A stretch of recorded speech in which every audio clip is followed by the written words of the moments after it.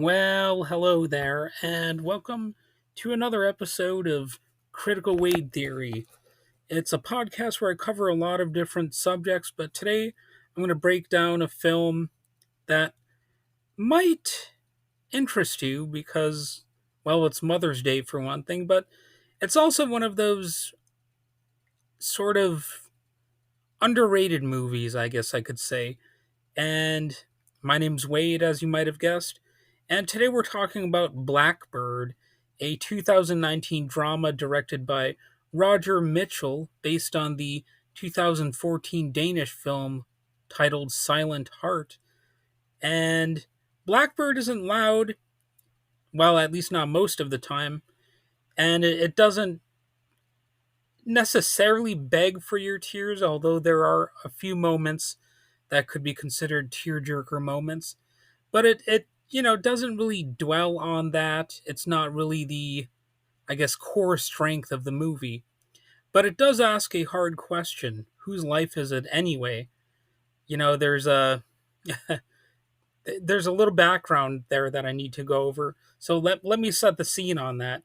So Blackbird follows Lily, played by Susan Sarandon, a woman dying of ALS, that's amyotrophic lateral sclerosis. It's a bit of a tongue twister, so I might not have even said it 100% correctly, but it's not something I say every day. But anyway, she invites her family for one final weekend before she plans to end her life on her own terms. So it's not just her husband there, but, a bunch of her daughters. And around her gather the people who love her, or at least are trying to. Her husband, played by Sam Neill, her two daughters, played by Kate Winslet, and you also have Mia Wasikowska. Kate Winslet is the sort of controlled, practical character named Jennifer, and Mia is the more fragile, estranged, and chaotic Anna. The sort of well, I'll just say it. She's got mental health issues, I guess you could say. And then there's Rainn Wilson and Lindsay Duncan in supporting roles that both add levity and tension. Levity, I don't know what that means. Levity and tension. Rainn Wilson. You know him as sort of the goofy guy from The Office, but here he's a little less goofy. His character drops a lot of little bits of trivia, and he's one of those people who's uh, really just interested in a bunch of factoids, and I guess the story kind of makes it seem like he's doing that as sort of a distraction, like when he gets nervous or something, or to avoid grappling with serious issues. But I also get the sense that he's just that way, even aside from that sort of thing. It's not just some psychological quirk, it's sort of his character. So to me, he is one of the more fun characters in this movie, even though he's subtle. He doesn't really beat you over the head with goofiness or anything like that. And as the weekend unfolds for these characters, things unravel. Things seem to be going pretty well at first, but old wounds open, secrets float to the surface, and everyone has to reckon with the reality of Lily's choice to end her life by, a sort of poison cocktail, if you will. And at its core, Blackbird is about autonomy, specifically the autonomy to end one's life with dignity, well, to the extent possible, anyway. But the film also leans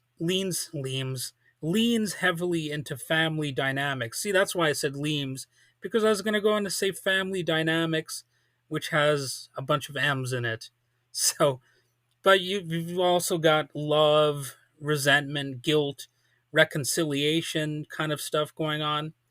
There's a sort of teenage character who comes out of his shell, and not so much even in an awkward way. It's not what you would expect. He's respected for coming out of his shell, and it's not he's not there like for comic relief or anything like that. You might expect him to be a jokester who falls flat when he tries to impress people with his interests or whatever. But no, he's actually got talent. He seems to have a future. I'm talking about the character, of course, and it makes the story seem like it respects its characters. It's not creating characters necessarily just to like crap all over them or whatever. So there's a thread here about the social determinants of health too. How privilege, access, and family support shape one's experience of terminal illness. And I suppose you could dissect that aspect of it if you wanted to, almost get into like a political aspect of this.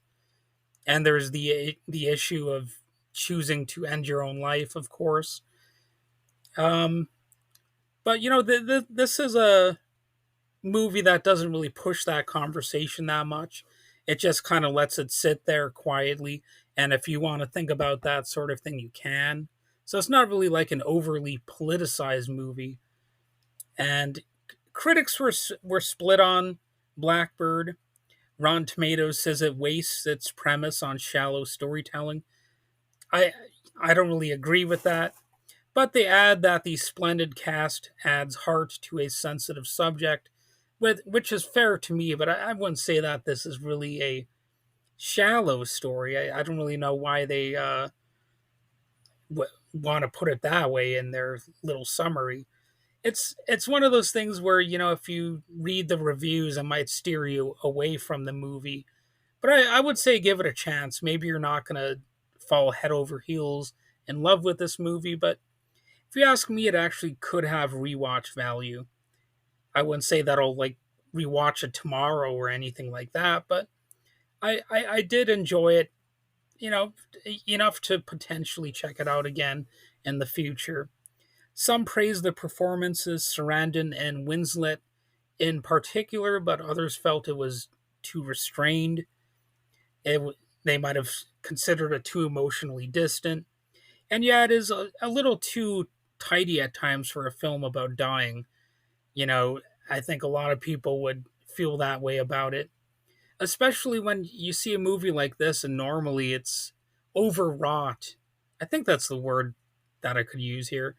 But it's often very Oscar baity when a movie tackles a topic like this. This one isn't as much in that direction, and that could be a breath of fresh air for some people. For me, that might actually be why I enjoyed this movie more than I expected, because because it's not really going in that direction. It's a little more understated, but not in a boring way. I think the characters are interesting enough and real enough to be relatable. So this wasn't a movie aiming for Oscars, like I said. It didn't have the emotional gut punch or narrative complexity of, a lot of movies. And for some people, it's probably too quiet.